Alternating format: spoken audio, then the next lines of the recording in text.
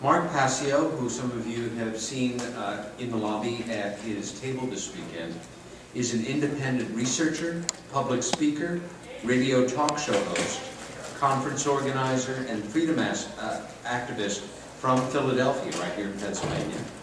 Mark has undertaken the task of assembling vast amounts of research in the areas of metaphysics, occultism, spirituality, symbology, and consciousness studies.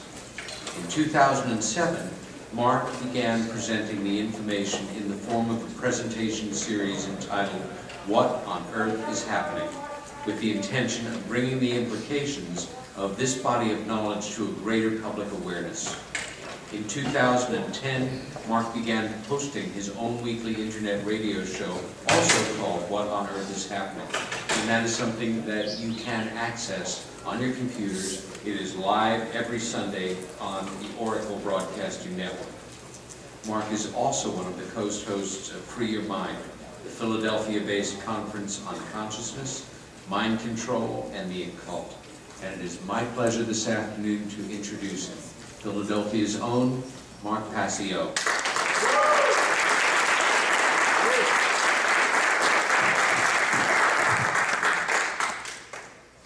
Well, I want to say thanks to everyone involved at MUFON for hosting this great conference and inviting me to speak. And I want to thank you all for being here today.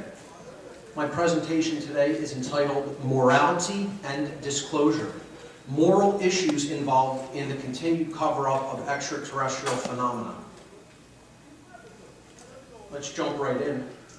As Peter said, I host a show called What on Earth is Happening? This is also the title of my website, whatonearthishappening.com. There's a tremendous body of material there. I highly encourage everyone to check it all out. I'm also one of the co-hosts of the Free Your Mind conference.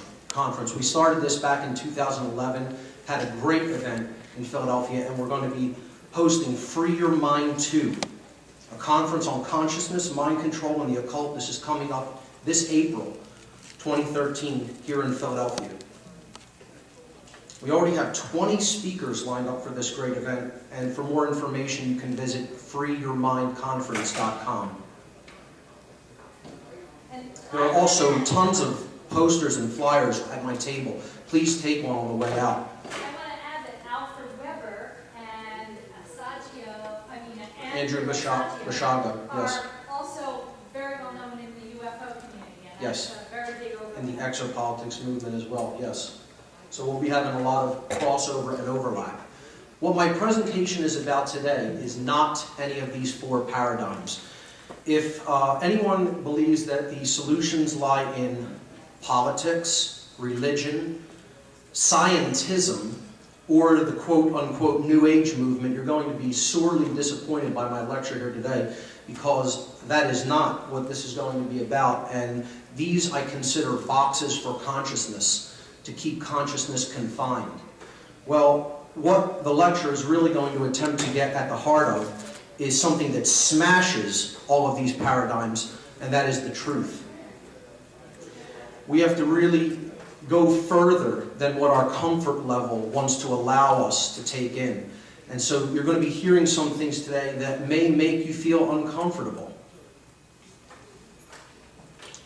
George Orwell said that if liberty means anything at all, it means the right to tell people what they do not want to hear. So again, there may be some things that take you out of your comfort zone here today. For those who know me and know my presentation style, my tact is not one of gentleness oftentimes. It is straight ahead.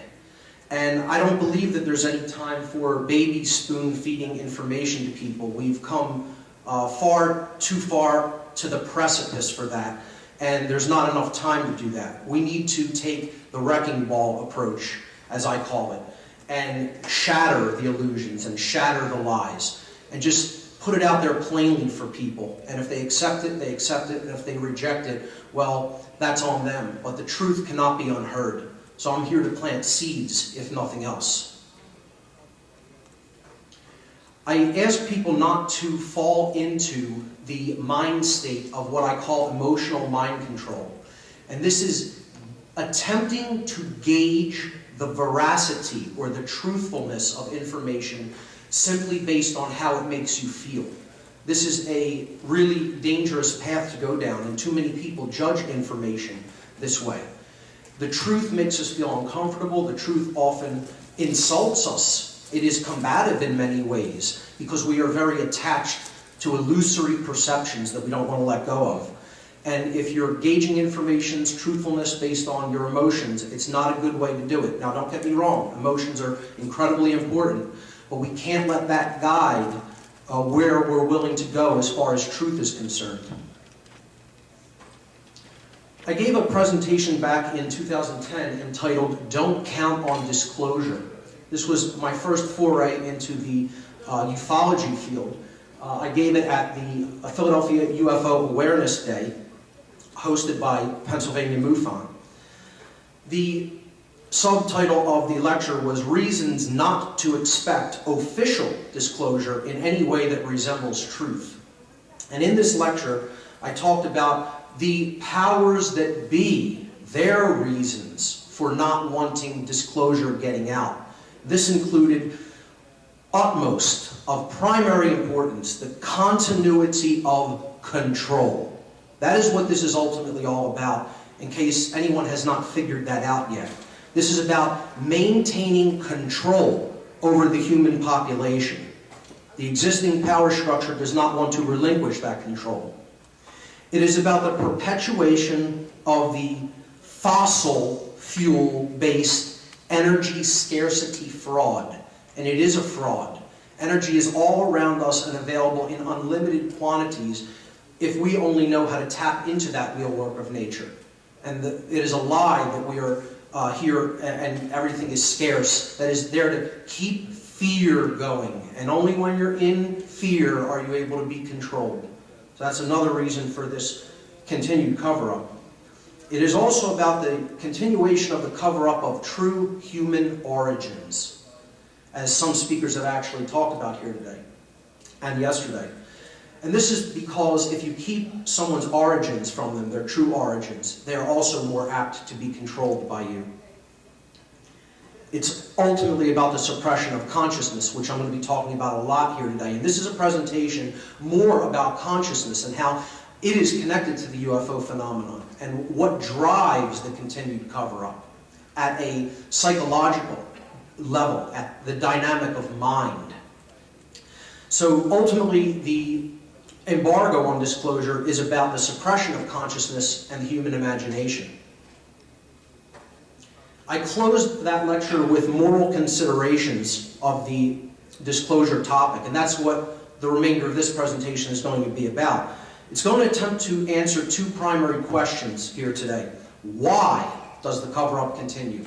This is about causal factors. If we don't understand causal factors, we are powerless to solve any problems that we may encounter. We have to get to the root fundamental reasons, the root causes. Then we can understand why the effects are manifesting. And who is truly responsible? Who holds the most moral culpability involved in the embargo on disclosure? So I'm going to talk about the Roswell incident as a case study to get at the psychological dynamics at play in this famous incident. We're all familiar with this incident, and I'm in no way the authority on it by any means.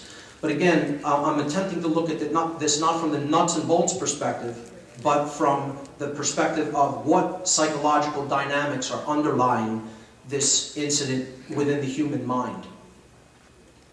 So let's give some background on the event. July 2nd, 1947, a saucer-shaped craft crashes on the Foster Ranch near Corona, New Mexico, not far from Roswell Army Airfield. July 3rd, William Mac Brazel, the foreman of the Foster Ranch, the site of the crash debris, finds the remains of the crashed saucer. Pieces were spread out over an area more than half a mile long. Everyone who Brazel showed the pieces of the wreckage agree that it was unlike any material that they had ever seen on Earth. On July 6th, Brazel showed pieces of the wreckage to Chavez County Sheriff George Wilcox. Wilcox calls intelligence officer Major Jesse Marcel of Roswell Army Airfield. Marcel drives to the sheriff's office, he inspects the wreckage, and he reports to his commanding officer, Colonel William Blanchard. Blanchard then orders Marcel to proceed to the ranch with Brazel and collect as much of the wreckage as possible. On the 7th, Marcel and Sheridan Cavett of the Counterintelligence Corps collect wreckage from the crash site. On the 8th, in the morning, Marcel and Cavett arrive back at Roswell Army Airfield with 2 carloads of wreckage from the crash site. Marcel accompanies the wreckage on a flight to Fort Worth Army Airfield. July 8th at noon, Colonel Blanchard at Roswell AAF orders Public Information Officer Lieutenant Walter Howe to issue a press release telling the country that the Army had found the remains of a crashed flying saucer. Again, as Stephen just alluded to in his lecture previously, the embargo was almost ended at Roswell. We came very close to getting disclosure then and there as a result of this event and this press conference, this press release. On July 8th in the afternoon, it only took a couple of hours, General Clements McCullen in Washington, D.C., ordered General Roger Ramey at Fort Worth, this was Blanchard's commanding officer, to quash the flying saucer story by creating a cover story, a cover-up, and to send some of the crash material immediately to Washington, D.C. July 8th in the afternoon, Roger Ramey held a press conference at the 8th Air Force Headquarters at Fort Worth, in which he announced that what had crashed at Corona was in fact a weather balloon, not a flying saucer. And to make his story more convincing, he showed the press the remains of a damaged weather balloon that he claimed was the actual wreckage from the crash site at the Foster Ranch. July 8th in the evening, some evening newspapers, including the Chicago Daily News, Los Angeles Herald Express, San Francisco Examiner, and Roswell Daily Record, carried the initial flying saucer version of the crash event. The New York Times, the Washington Post, and the Chicago Tribune were morning papers, so they carried only the weather balloon cover-up story, after being sold that version of the events via the Fort Worth press conference. On July 8th, search groups of soldiers were sent to meticulously scour the debris field at the Foster Ranch, removing all traces of evidence that there had ever been a crash there, that anything had ever occurred there. Unknown to Major Jesse Marcel and most of the other military officers that were involved in the events of the last few days, the main body of a crash saucer had already been recovered by a military retrieval team a few days earlier and a few miles from the Foster Ranch debris field. That was simply the debris from the craft, but the main body of the wreckage was found elsewhere. Approximately a mile from the main crash site of the saucer itself, they found several bodies of small humanoids and also recovered them. After reporting his discovery of the Foster Ranch debris field, Mac Brazel was held in military custody for a little over a week. Following this period of detention, Brazel repudiated his entire initial story. He completely changed his tone and didn't want anything to do with the event after the military had him for a week. He refused to talk about the incident even after his release, even with his closest friends. He remained in so much fear following this incident that he claimed that if he ever found anything else unusual, he wouldn't talk about it with anyone. Okay? He would remain completely silent. And there you saw a newspaper clipping talking about Brazel's harassment. Let's talk further about the intimidation factor that went on during this event. Marion Strickland, a neighbor of Mac Brazel, was ordered by military officers to tell anyone who asked her about the material that was recovered from the Foster Ranch debris site that there was absolutely nothing special about it in any way whatsoever, and that there was no excitement or curiosity on the part of the local people about the material. They wanted her to just lie and cover up the incident. Brazel told Marion that he was under severe emotional stress after his detainment by the military, and that while detained, he was threatened that if he opened his mouth regarding the incident, that he would be thrown in a jail cell indefinitely. Sheriff George Wilcox, who Brazel brought the initial debris to, and his wife Inez Wilcox, were paid a visit by military police following the incident. They told George and Inez that if they ever told anyone anything about what they had seen, not only would they be killed, but that their entire family would be killed. George was very shaken up by this, and he resigned as the sheriff of Chavez County shortly thereafter. Inez tacitly accepted that the whole incident was being kept quiet for reasons of, quote, national security, and remained silent about the event thereafter, feeling that it was in the best interest of the country not to talk about it. You know, as we know, the whole cliche, national security, can mean whatever they want it to mean. They just slap that label on anything they don't want us to know about and expect us to just swallow it because they said it's for national security. Glenn Dennis, a mortician who witnessed some of the bodies that had been retrieved from the crash site, was told by 2 military officers, "If you open your mouth, we'll bury you in the desert, and they'll be picking your bones out of the sand." He was told that to his face by military MPs. Roy Danzer, a local plumber who saw one of the dying beings from the crash on a stretcher at the Roswell Base Hospital, was told by a military officer, "We'll know if you talk. We'll know who you talk to, and you will simply disappear." A government by and for the people, sure. Members of the public and even law enforcement officers, again like George Wilcox, they were told that their families would be in jeopardy if they talked about the Roswell incident. During their efforts to silence eyewitnesses to these events, military officers made it abundantly clear that they were completely willing to murder children. They were completely willing to murder children if those whom they ordered to remain silent disobeyed them and spoke out about what they had witnessed. You're living in a free country, sure. Let's look at the psychological dynamics and behavior involved in these events. What characteristics do they encompass? Well, we see fear. We see secrecy. We see deception. We see disinformation campaigns being waged. We see intimidation, a lot of that. We see outright violence and threats of violence. We see cowardice on the part of the people who simply back down when the threats are made.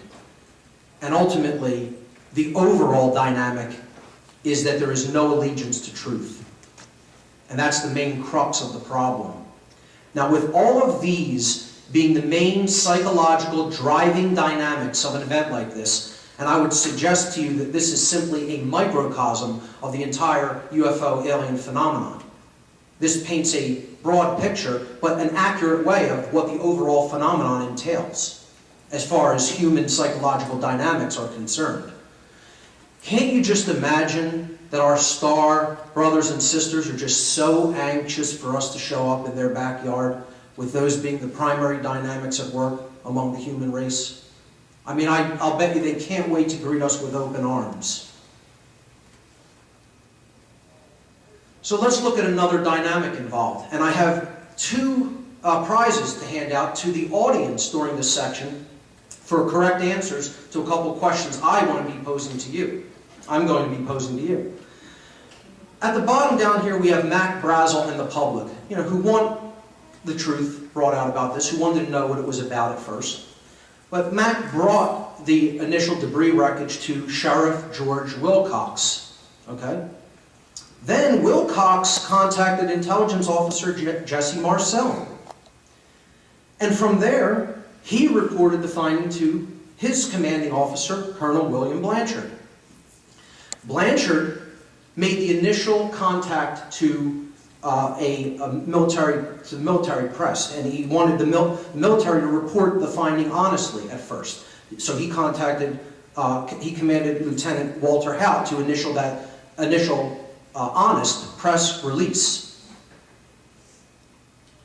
But then Roger Ramey ordered Blanchard to stand down and not report the finding honestly, and he held the press conference to the media that gave the cover-up story, the weather balloon nonsense.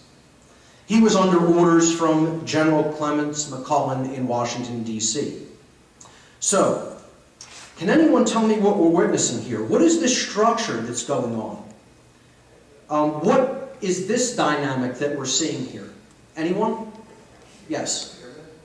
Okay, it's a pyramid scheme, but what dynamic are we talking about? What's taking place within the individuals who are all seemingly deferring to those who are above them? Chain of command was the gentleman's response. And that is close, but it is not correct. Most people think of this structure as the chain of command. A free DVD with 2 lectures from the first Free Your Mind conference to anyone who can tell me what it really is. Chain of control. Close. Social hierarchy. It is a chain. I'll give you that hint. It starts with chain of. But what are we looking at, really? Chain of deception. No. Misinformation. It involves that. Anyone else? Chain of mind control. You're getting closer. You're getting warmer. Chain of passing the buck. What? Carrying the story, like chain of bearing. Chain of humanity. No. Chain of bending the truth. For what reason? Passing the buck. You're real close, Bob. You're very close. They were not in control to do that. When you're passing the buck, what are you really doing? You're trying to pass the blame on. But if you're abdicating that responsibility and truth to someone else, what are you doing? What are you doing to them who are above you? You're relinquishing your control to the next person. By doing what? By doing what to the people above you? Giving them the responsibility. Giving them the power and responsibility. And so no one has hit upon the word. Okay, so I'll continue and I'll give you the answer here. And when you hear it, you'll really, hopefully it will be an aha moment. It is not the chain of command, but it is in fact the chain of obedience. That's what you're seeing at work, psychologically. These people are obeying those who they consider in a superior position to them and deferring to them instead of being honest to themselves and to the truth. So, can anyone, for another DVD, free DVD, I'll tell you what, I'll give you, the prize will be both of them, and you can give the other one to whoever you want, okay? What's at the top of this chain of obedience? What is the psychological dynamic that drives the whole thing? Fear. Not fear, but that's part of the dynamic. What's really going on inside the minds of the individuals if you really think about it and you're honest with yourself about the answer? For someone to be obedient, what must their belief system entail? A belief in what? Authority. It is a what? Who said it? Who said it? Authority. Here you go. Well, you can give them to whoever you want, okay? It is the belief in authority that drives this entire dynamic. The belief that someone else is in charge and in control of you. And that's what is driving the dynamic of no allegiance to truth. The belief in authority is ultimately what keeps the embargo of the truth of this entire phenomenon going. And that may come as a shock to some people. This is where our world really is at right now. It is under this dynamic, under total control by people who we don't really know who they are, and most of us don't really understand their agenda. They work from the shadows, and they are amassing and gathering all of the energy of this world to them, okay, in a totalitarian fashion, because they have capitalized on people's belief in authority, and they have built this pyramidal structure, just as we saw in the dynamic with Roswell. And their entire modality of control, their methodology of control, is based upon occult knowledge.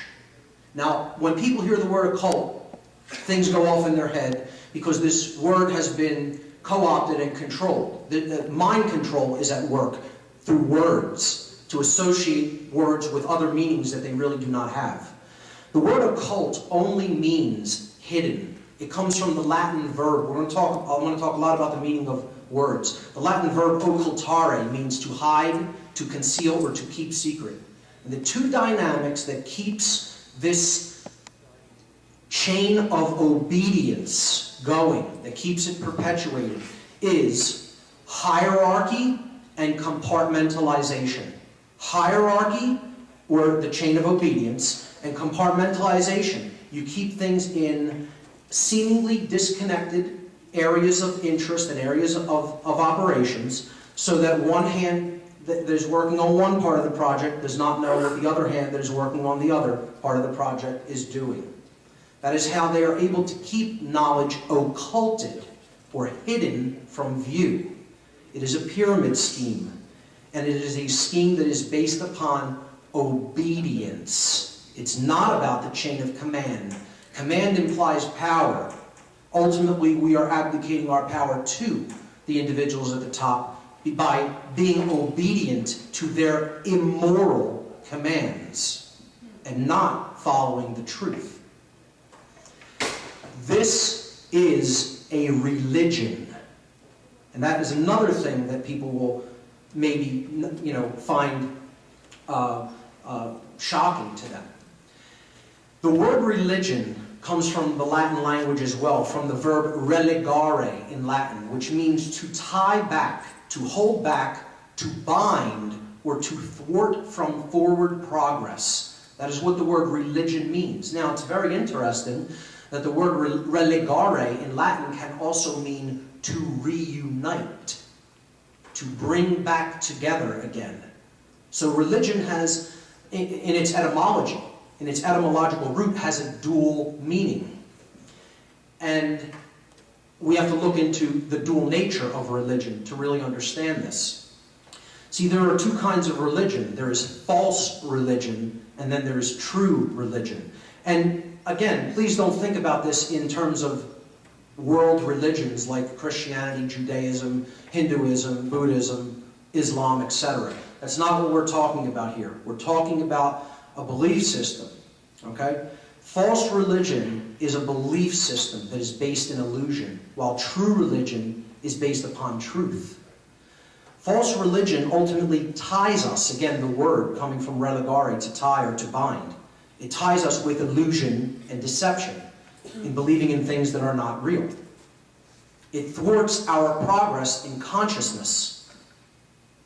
It holds us back from the truth. And ultimately, it binds us from evolving as a species. Conversely, in the sense that it reunites, true religion ties back illusion and deception out of our lives. It ties back the lie. It thwarts the progression of tyranny.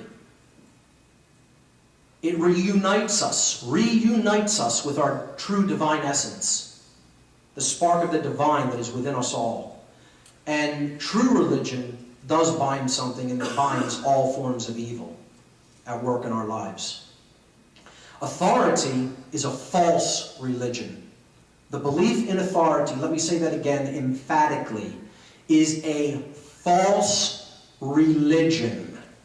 If you believe in this concept, you are a believer in a false religion, and you are under mind control.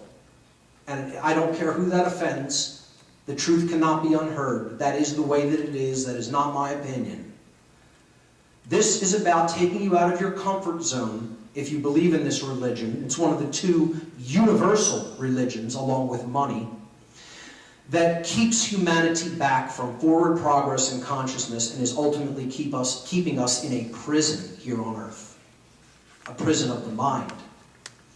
The religion of authority is based upon the illusion and falsehood that some are masters who may set arbitrary dictates which are not based in morality and which are enforced by violence, while others are slaves who have a moral obligation, quote unquote, to obey the arbitrary dictates that are set by the masters. That is what the belief in authority is. It is not my opinion of what it is, that is what it is. And this is a falsehood. It does not exist in reality. It is an illusion. It is a mental construct of an imbalanced mind and an imbalanced psyche. The biggest manifestation of this universal world religion called the belief in authority is government. Let's look at the etymology of the word government for a moment. Government comes from the Latin verb gubernare, which can often be rendered as governare, with a change in the internal B becoming a V.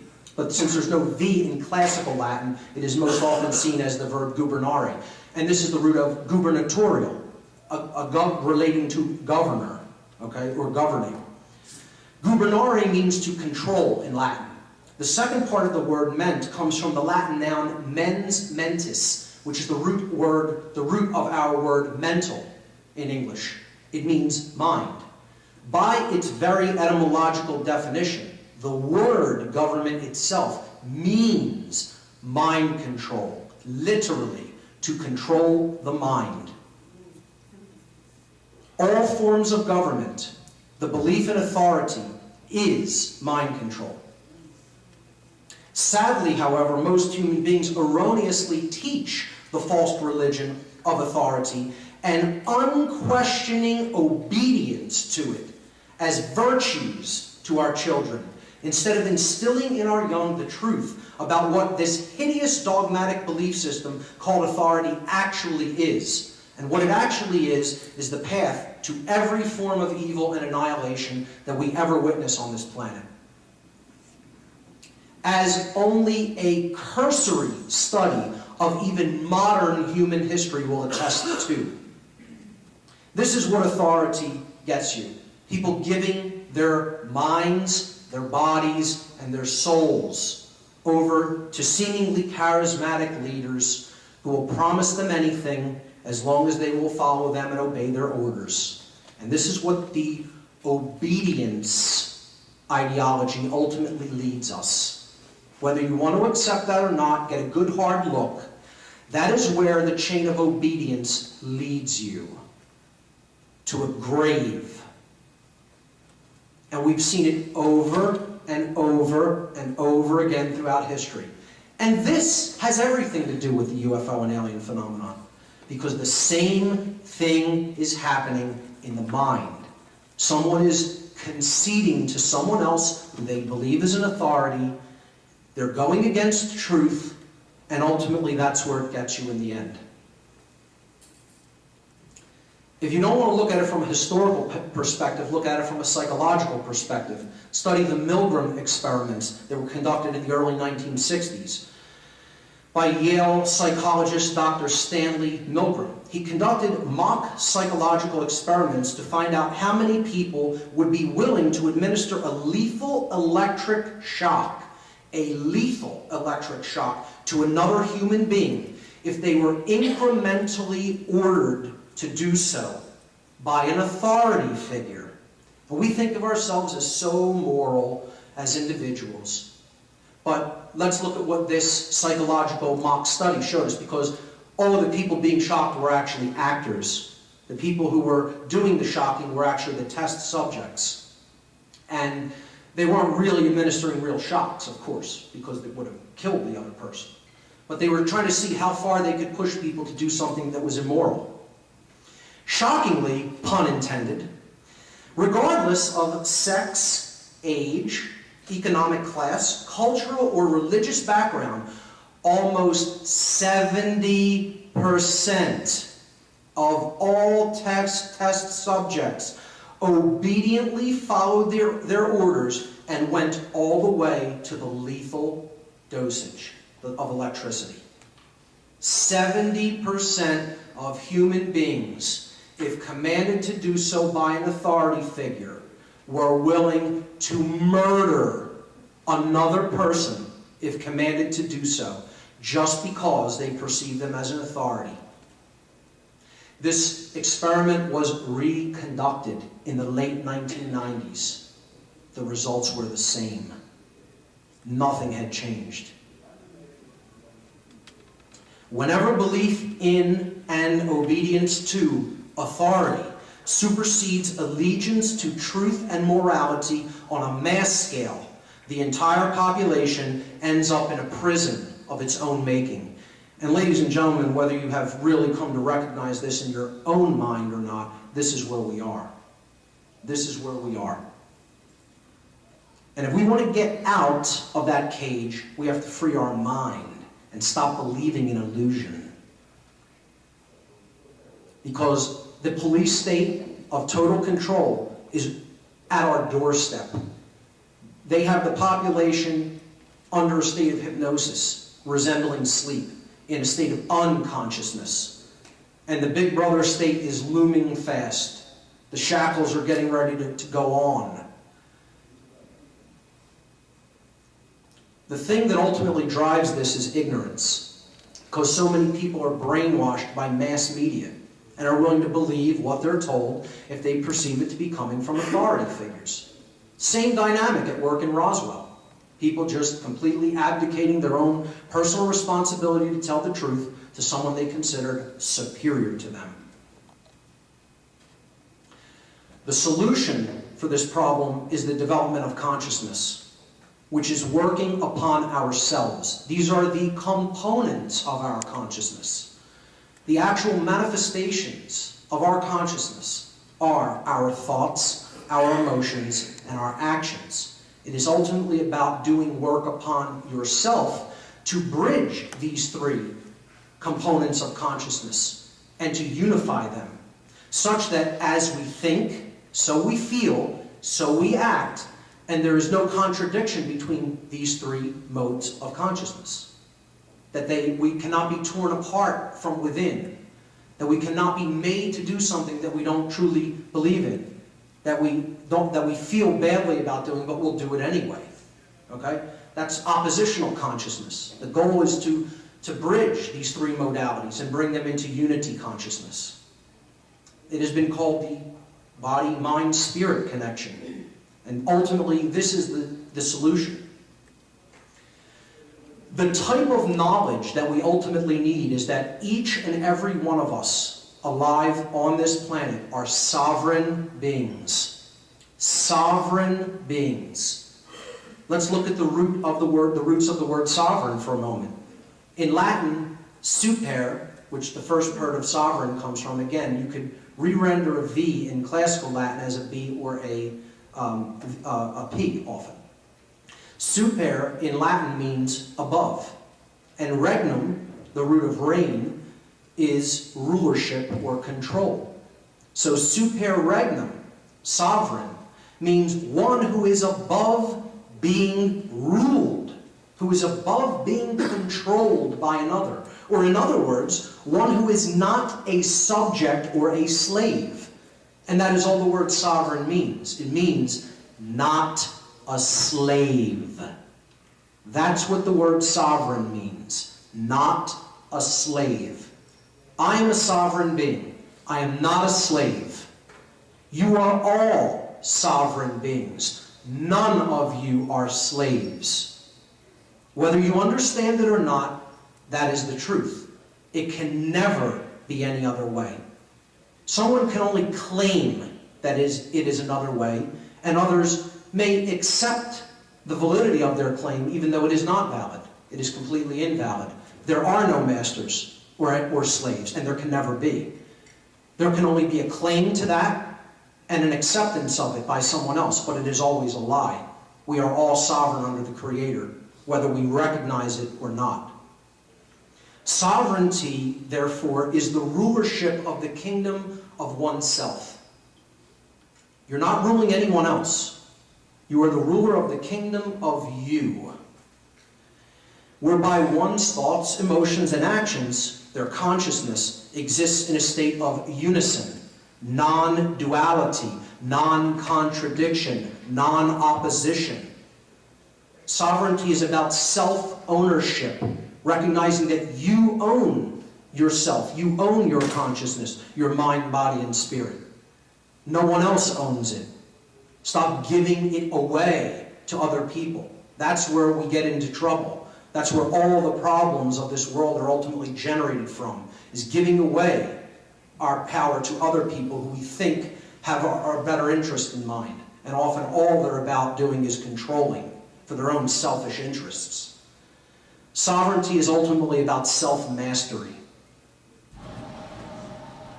Thomas Jefferson, I believe, said it best. He said that if a nation expects to be ignorant and free in a state of civilization, it expects what never was and what never will be. You can look at it mathematically for those who are a bit more left-brained, and I've come up with this little equation, okay, to help people understand the dynamic. The presence of truth in the lives of the people of a society is always inversely proportional to the presence of tyranny in that society. That symbol in the middle means inversely, it means proportional to, okay, proportional to, and that's the inverse. So if you have tyranny, you don't have truth. If you have truth, you don't have tyranny. It's that simple. It's an equation. This is a law in nature. It always works like that, everywhere. It's a natural law. The dynamic at work that is keeping people from the recognition of this knowledge is the abdication of their personal responsibility. And I should have put on the slide the attempted abdication of personal responsibility, because you cannot really abdicate your own personal responsibility. Again, like the claim of authority, it is only a claim that you can do that. In actuality, in reality, you cannot abdicate your personal responsibility. You're always responsible for your own actions and behaviors. Many people want to give up their own personal responsibility to choose between right and wrong action to someone else, someone they consider superior to them, who would make that decision for them. They imagine that somehow this could absolve them of their personal responsibility to make right choices. Not only is this abhorrent and deplorable, it is actually impossible, as each individual is always personally responsible for the choices they make and the actions they take, regardless of their belief otherwise, not the truth. See, the problem ultimately is rooted in the belief in illusion, that we can do things that we cannot do. Human beings are real good at this. They believe that they can do all sorts of things that they can't do and that they have no right to do. See, this is what happens when we believe in illusion. You could believe you're going to fly off that cliff all you want, but you're going to go down and hit the bottom. And that's where we're at as a species. The belief in illusion is the root of the problem, and the root of the solution lies in simply abandoning belief systems that do not serve us and that hold us back, or in other words, abandoning religions. Soren Kierkegaard, the philosopher, said that there are really only two ways that humanity is ever fooled. One is to believe that which is not true, and the other is to refuse to accept that which is true. And I would go farther than Kierkegaard, and I would say these are the only two reasons, ultimately, that humanity experiences self-inflicted suffering. We want to believe in illusion, believe in things that are not true, and refuse to accept the truth into our lives. That's why we're going deeper and deeper into bondage and tyranny as a people. So I don't want to leave on a negative note. I want to present the opposite side to this. What is actually the solution? You know, what do we really need to grasp and understand? What's the key out of that cage? What's the way out? So let's look at that dynamic. The way out is the understanding of natural law. And again, if this were understood, you wouldn't have people who are willing to continue to embargo the truth about anything, let alone the UFO and alien phenomenon. They would do their obligation and practice their allegiance to the truth, and they would tell the truth about what they have discovered. But unfortunately, people don't understand this dynamic of natural law. And let me just clear this up before we go any further. When I'm using the word natural here, this is another word that has been co-opted by mind control techniques. Natural has zero to do, nothing to do with the theory of Darwinian macrobiological evolution, or what certain Darwinists call the quote-unquote natural order. Nothing to do with that at all, and I cannot emphasize that enough. It is in fact the exact inversion of that. This is about morality. This is about the definitive knowledge of the difference between right and wrong, is what this is about. Okay? And then choosing the right action over the wrong action. Because this natural law is what ultimately gives us the results of what we have chosen. It's what puts forward the manifestations into our lives of the factors that we have set into motion through the causes called our choices.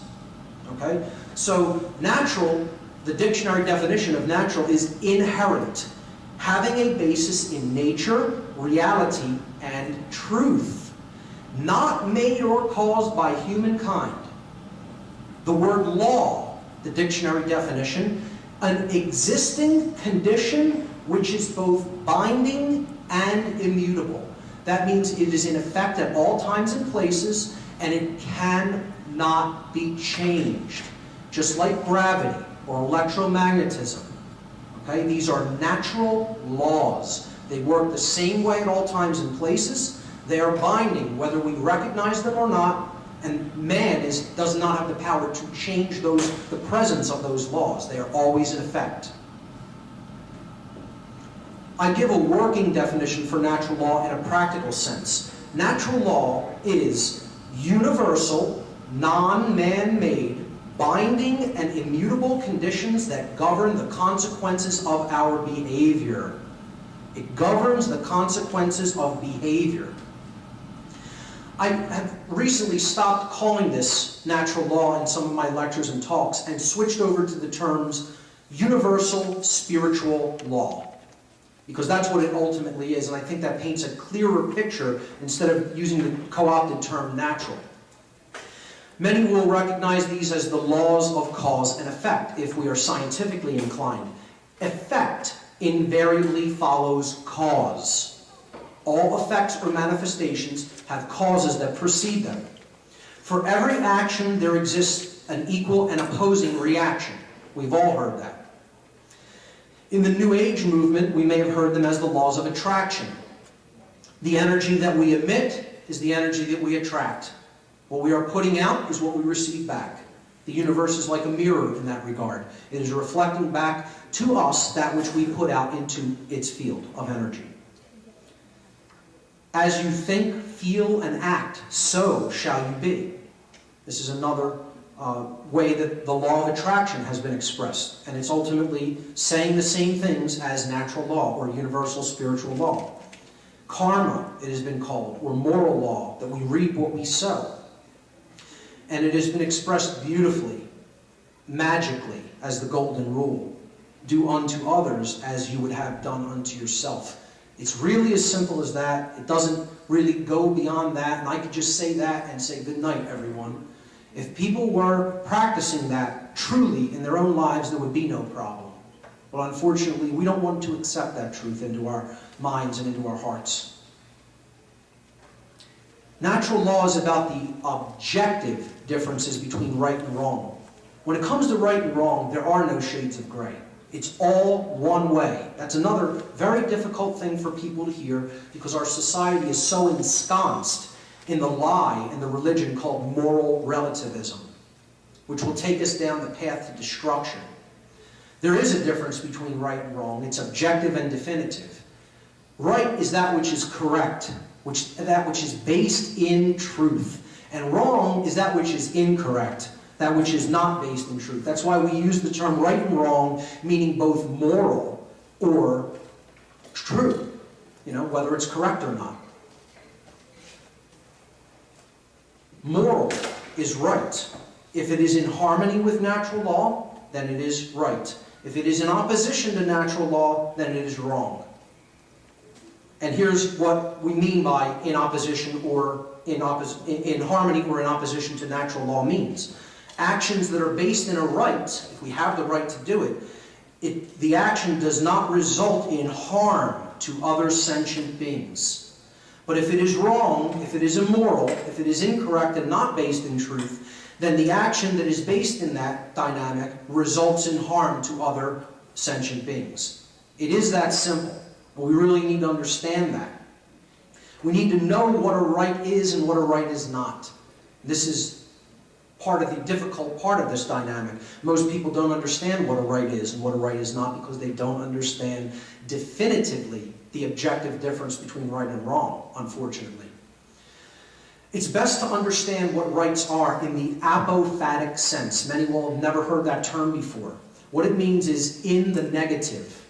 By describing what something is not, and through describing what it is not, coming to a clearer understanding of what it is. Okay, so it's affirmation through negation, the elimination of known negatives. It's your reasoning by way of elimination of known negatives. That's called the apophatic inquiry method to get to truth. Okay? Know which actions are not rights because they cause harm. There's too many rights to list. We have infinite numbers of rights of what we can do and create.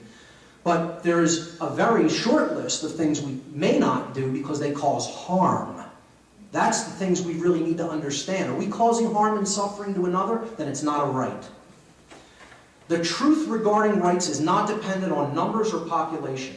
Doesn't matter how many people you have. Natural law holds true at all times and places and all numbers of population. Rights that do not exist for an individual, and this is key, cannot be granted, cannot be created or granted to any other individual or group of individuals. See, we think we have the right to create governments and give them rights that individuals don't have. And that's impossible. It can't be done. Again, people can claim that they can do it, but it will never make it true. The way out is ultimately about the development of conscience, which is coming into the full knowledge of what natural law is about and how it operates.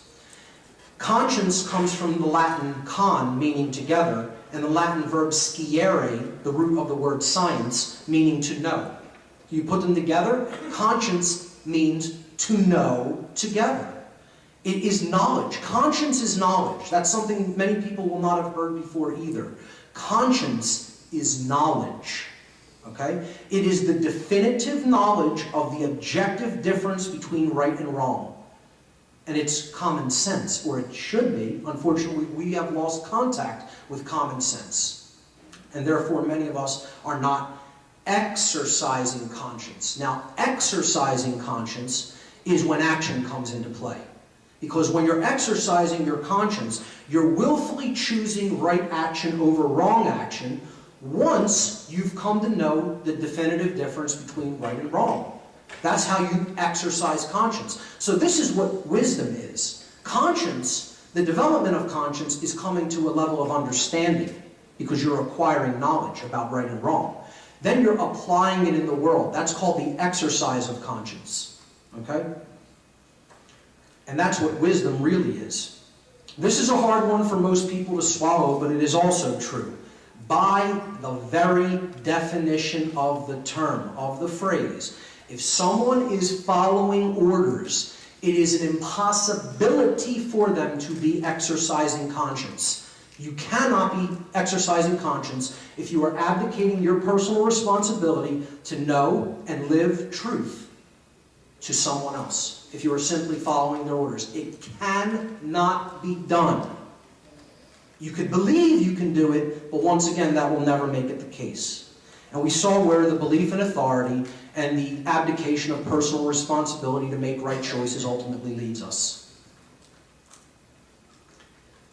Gerald Massey, the Egyptologist, said that they must find it difficult, those who have taken authority as truth rather than truth as authority. We can't continue to make justifications, which comes from the Latin noun jus, meaning right, and the Latin verb facere, meaning to make or to create. Justifications are attempts to create rights. Rights cannot be created by man. Rights come from the creative force in the universe, regardless of what you want to call that. You can call it God, you can call it Allah, you can call it Buddha, you can call it Christ consciousness. I don't care what you call it. That's up to you to make a one-to-one connection with that intelligent creative force that is what we are all a part of. But you cannot create a right.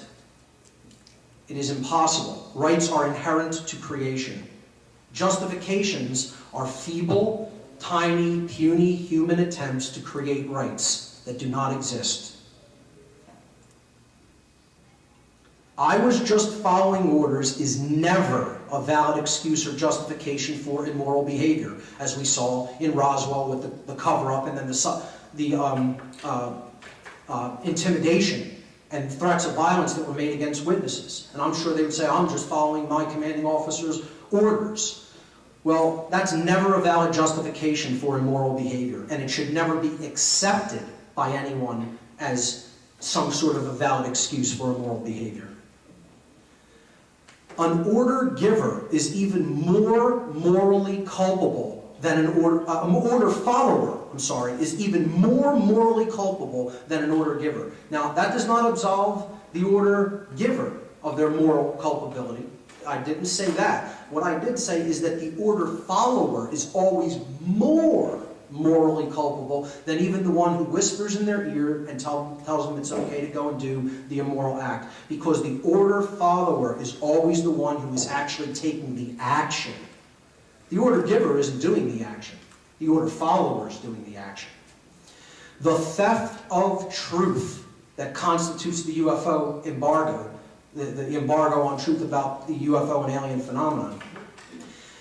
The theft of truth about something this world-changing and life-transforming regarding extraterrestrial life and technology actually constitutes a crime against all of humanity, and no justification should ever be accepted when offered by the perpetrators of this crime. They need to be held to account for this crime. The researcher David Icke has this to say on justifications. Accept responsibility for yourself and your actions, thoughts, and words. You alone make choices. You alone are answerable to the consequences of your behavior. The feeble excuse that your boss required it, the established expected it, holds no truth or justification. What is the point of even having principles if you allow others to dictate your behavior? At the end of the day, you will judge your performance and the contribution that you have made to creation. It will not be based on what another expected of you or what you did because you felt trapped. This is not a justification and should not be accepted as an excuse. We're all ultimately responsible for our actions. One of the ways out is through an apology, and I call this the cosmic apology. The apology on the level of the species. To admit that we were wrong, that we have done wrong, and that we have allowed wrong to be committed in our midst and in our name. A large part of the crisis in consciousness which we are currently facing is due to the fact that most people are not only unwilling to admit their own wrongdoing, but also unwilling to stand up and call others on their wrongdoing. True forgiveness. I wanted to have something about forgiveness in here, because it isn't about punishment. As long as this embargo comes down, we can forgive. We don't have to necessarily punish people for what they've done, as long as they're willing to come forward, tell the truth, admit responsibility. Okay? In New Age circles, sometimes you have this false notion of forgiveness. And again, making an apology is a source of strength. It's not a weakness. Admitting that you're wrong is a source of strength, not weakness, because you're coming into harmony with truth, and that's where all power really comes from. But true forgiveness is often misunderstood. It does not mean that continuing to excuse the willful commission of wrongdoing an infinite number of times. That's not what forgiveness is. This is a false notion of forgiveness and unconditional love.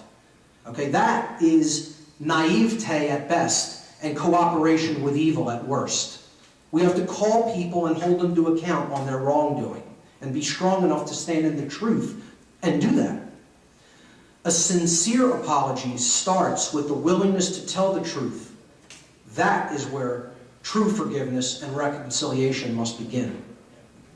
With the willingness to tell the truth. And we can't do that unless we develop true self-respect. Self-respect, people use the word respect when talking about their relationship to another person. It has nothing to do with another person. True respect has everything to do with oneself. It comes from the Latin prefix re, meaning again, and the Latin verb spectare, meaning to look at. So what respect actually is taking another look, looking at again. And what it ultimately is, when we do this is taking another look upon ourselves and reevaluating what our belief systems have been all about, and whether they have been on the side of truth and justice and peace and order and harmony in the universe. Okay, so that's the device that's going to get us out of this mess. Not any piece of technology. You want the device that's going to solve the problems that we're facing as a species? There it is. It's called a mirror. Develop a deep relationship with one. Take a look at oneself. Take a look into the self. And we need to reevaluate what our mental positions and staying confined and staying attached, our attachments have been. Okay? That's what we need to reevaluate. And that's a process of respect that is internal. The Buddha once said that there are only two mistakes that one can ever make on the pathway to truth: not starting and not going all the way. I know this presentation has probably stretched your minds and gotten you to maybe take a look at some place where you maybe were uncomfortable to take a look at before. And it brought up some things that may be uncomfortable. But that's where the truth leads, to go past your comfort zone and to go all the way. I'm going to wrap it up right here. Regardless of what anyone's religion may happen to be, government, money, official world religions, scientism, a military, New Age movement, whatever it is, we need to stop attempting to make our religion the truth. And what we need to do is start making the truth our religion. When we do that, then we will wake ourselves up and we will step into the light, and the chains of bondage that have bound this world for so long will start to fall away. We will ascend the ladder to higher consciousness, and in doing so, we will step out of this world hand in hand together and join with our brothers and our sisters in the realm of the infinite. Ladies and gentlemen, thank you for your kind attention.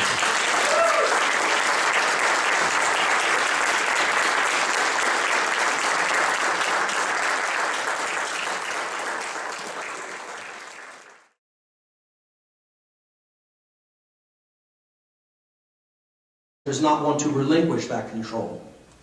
It is about the perpetuation of the fossil fuel-based energy scarcity fraud. And it is a fraud. Energy is all around us and available in unlimited quantities if we only know how to tap into that wheel work of nature. And it is a lie that we are here and everything is scarce. That is there to keep fear going. And only when you're in fear are you able to be controlled. So that's another reason for this continued cover-up.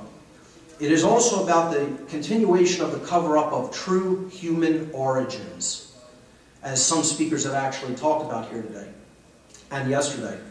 And this is because if you keep someone's origins from them, their true origins, they are also more apt to be controlled by you.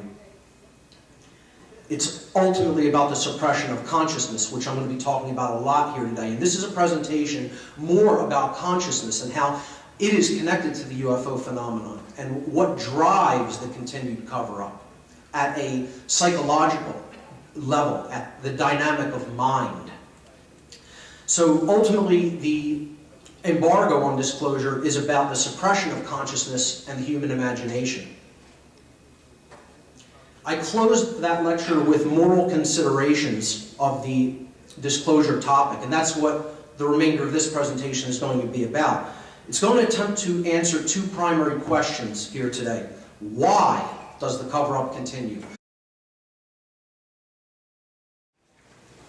Mark Passio, who some of you have seen in the lobby at his table this weekend, is an independent researcher, public speaker, radio talk show host, conference organizer, and freedom activist from Philadelphia, right here in Pennsylvania. Mark has undertaken the task of assembling vast amounts of research in the areas of metaphysics, occultism, spirituality, symbology, and consciousness studies. In 2007, Mark began presenting the information in the form of a presentation series entitled What on Earth is Happening?, with the intention of bringing the implications of this body of knowledge to a greater public awareness. In 2010, Mark began hosting his own weekly internet radio show, also called What on Earth is Happening? And that is something that you can access on your computers. It is live every Sunday on the Oracle Broadcasting Network. Mark is also one of the co-hosts of Free Your Mind, the Philadelphia-based conference on consciousness, mind control, and the occult. And it is my pleasure this afternoon to introduce him, Philadelphia's own Mark Passio.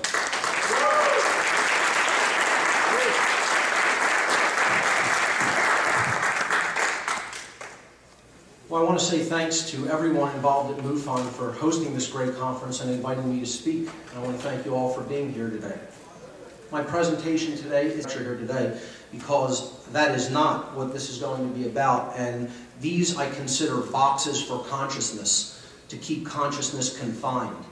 Well, what the lecture is really going to attempt to get at the heart of is something that smashes all of these paradigms, and that is the truth. We have to really go further than what our comfort level wants to allow us to take in. And so you're going to be hearing some things today that may make you feel uncomfortable. George Orwell said that if liberty means anything at all, it means the right to tell people what they do not want to hear. So again, there may be some things that take you out of your comfort zone here today. For those who know me and know my presentation style, my tact is not one of gentleness, oftentimes. It is straight ahead.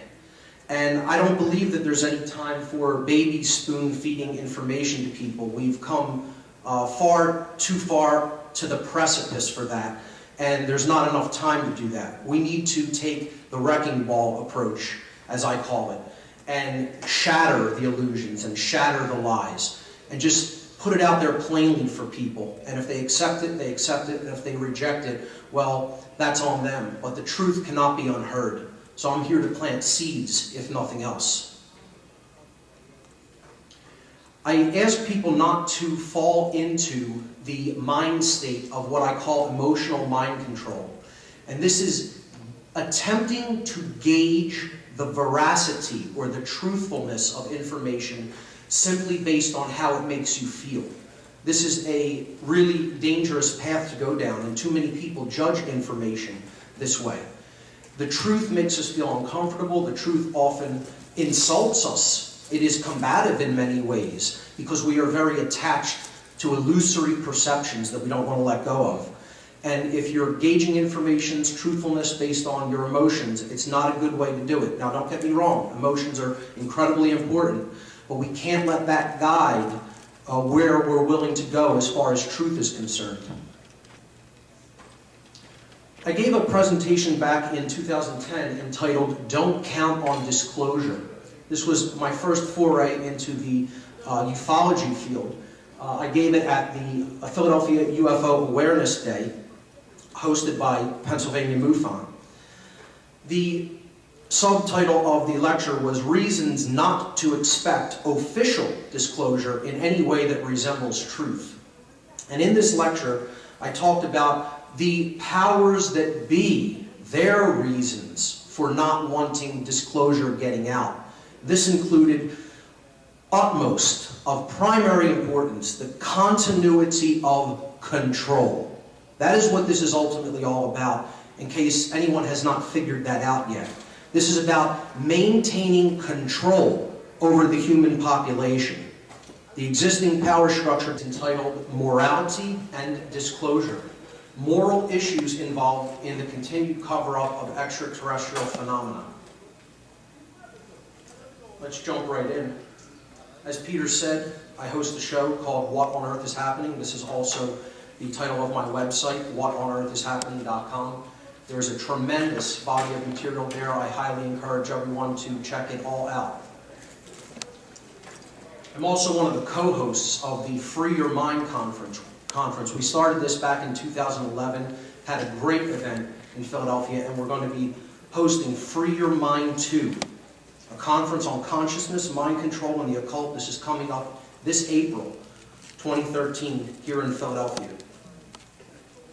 We already have 20 speakers lined up for this great event, and for more information you can visit freeyourmindconference.com. There are also tons of posters and flyers at my table. Please take one on the way out. I want to add that Alfred Weber and Andrew Bashaga, yes. are also very well known in the UFO community. And Yes. that's a very big overlap. In the exopolitics movement as well, yes. So we'll be having a lot of crossover and overlap. What my presentation is about today is not any of these four paradigms. If anyone believes that the solutions lie in politics, religion, scientism, or the quote-unquote New Age movement, you're going to be sorely disappointed by my lecture.